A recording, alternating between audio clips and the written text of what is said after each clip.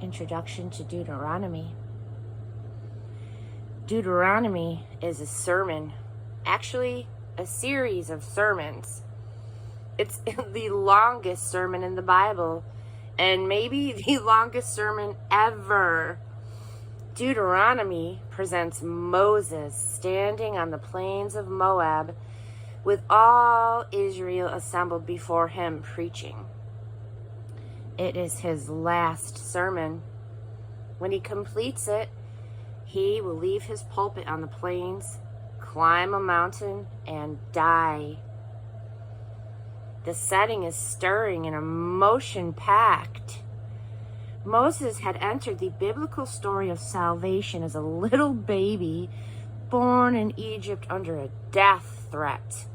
Now, 120 years later, eyesight sharp as ever, and walking with a, quote, spring in his step, he preaches this immense sermon and dies, still brimming with words and life. This sermon does what all sermons are intended to do. Take God's words, written and spoken in the past, take the human experience, ancestral and personal, of the listening congregation, and then reproduce the words and experience as a single event right now, in this present moment. No word that God has spoken is a mere literary artifact to be studied.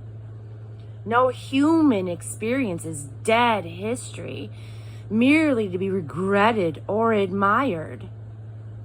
The continuous and insistent Mosaic repetitions of, quote, today and, quote, this day throughout these sermons keep attentions taut and responsive.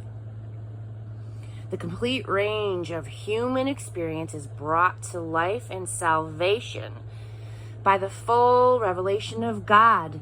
Live this now. The plains of Moab are the last stop on the 40-year journey from Egyptian slavery to promised land freedom. The people of Israel have experienced a lot as a congregation: deliverance, wanderings, rebellions, wars, providence, worship, and guidance. The people of Israel have heard a lot from God: commandments, covenant conditions, sacrificial procedures. And now, poised at the River Jordan, ready to cross over and possess the new land, Moses, preaching his great Plains of Moab sermon, makes sure that they don't leave any of it behind, not so much as one detail of their experience or of God's revelation.